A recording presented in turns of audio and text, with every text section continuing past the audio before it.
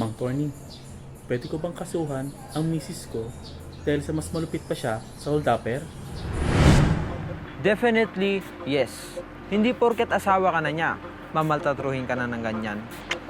This is an example of mapang-abuso.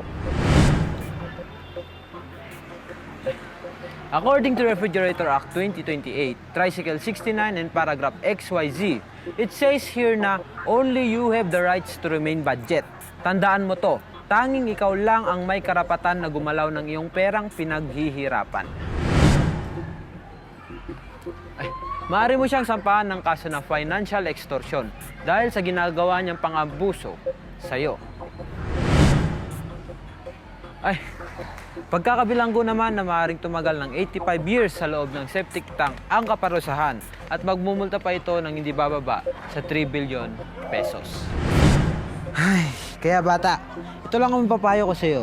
Huwag kang magpa-hold up sa misis mo. Unahan mo siya ng galit at sabihin mong wala kang pera para hindi ka na niya maging biktima. Kaya, bago umaksyon, huwag mo nang pag-isipan.